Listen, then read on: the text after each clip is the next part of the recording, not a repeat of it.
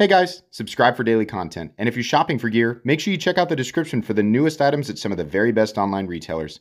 There's also links for some of the items that I personally recommend. Thanks! What's going on YouTube? Metal Complex here, and today I've got another short little unboxing video to share with you guys.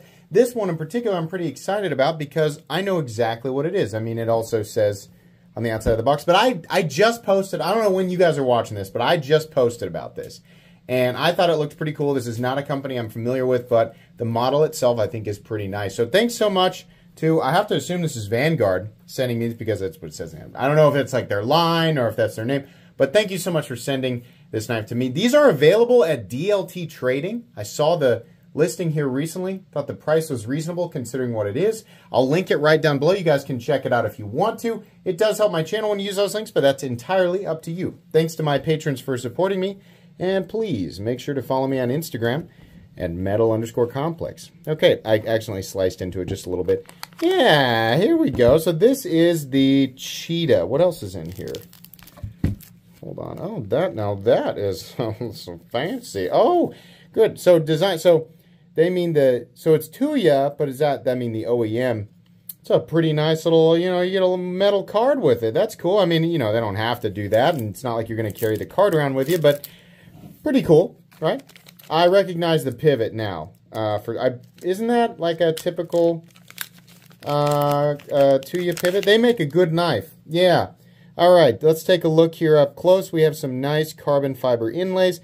Not super shiny, but also not super flat. I think more importantly, the inlay work itself appears to be very, very good. Is that a lip? Nope, not a lip. It's just a shadow. At first I thought there was a little bit of a lip there. Same thing with the other side. Really nice. Looks like we have blasted titanium, and then they have actually curved that around the pocket clip, which they didn't need to, but they did. The pocket clip is way below the 50% line, so that's nice. It says Vanguard Cheetah right there. We have a nice lock bar insert here. Huge backspacer. That's fine. You can't reach in there and touch the blade, so that's cool. There is, the spine of this is crowned. That's a nice little touch, right?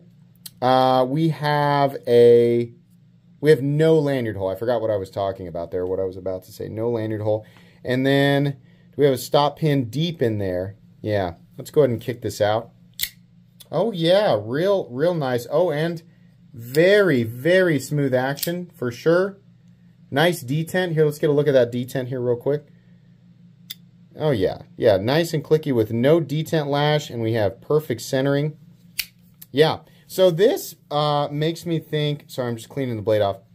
It makes me think of the Sebenza. I mean, there's a lot of knives out there that kind of have that similar look without copying it, and it's hard because the Sebenza has such classic knife lines, right? Similar blade for sure. And then we have a different handle shape, but very, very comfortable. Here's a nice little detail that I always appreciate is a hand rub satin finish. They don't have to do that. They can do a belt satin finish. I personally think it looks a lot better. It's a really satisfying sound that it makes here. Really nice. And the lockup is completely and totally solid.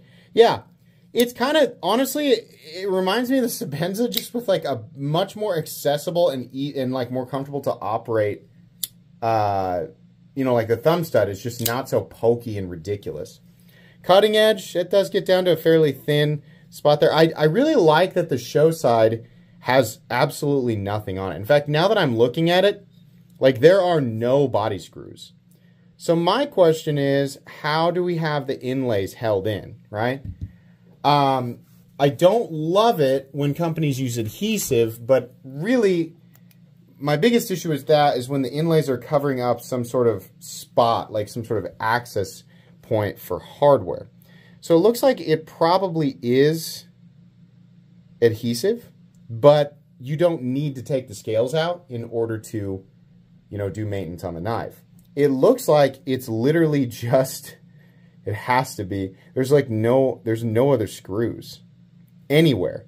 So maybe this area, like the backspacer, maybe it has some like floating pins or something. Or the backspacer itself is somehow like nested into the frame. And then access to the internals is just the pivot and the pocket clip, which is really cool. because your exterior aesthetics are super clean, especially this side. Sorry, let me clear that. This side in particular. Carbon fiber, no body screws. All you're seeing is literally the pivot and the thumb stud. On the other side, it's the same thing. You're seeing the screw for the lock bar insert. You're seeing the screw for the pocket clip, and the pivot, thumb stud. We're also seeing Vanguard Cheetah, but that's not really that big of a deal. Yeah, this is really nice. I mean, it feels like a Tuya, which is good. I don't get to handle a whole lot of Tuyas, but I'm definitely familiar with the company and have reviewed quite a few knives on this channel actually made by Tuya. Ergonomically, it's very comfortable, and that pocket clip being short and milled and knocked down at the edges means that nothing is really poking into your hand. You can choke up here a little bit. It's more rounded. It's not necessarily like, you know, the perfect choke up spot for your finger, but it's pretty good. The thumb stud is just slightly in the cutting path. Not bad though, just a little tiny bit. Honestly, it feels like it would slice just as well as lots of other, you know, knives in kind of the same general territory. Oh yeah, no problem there at all.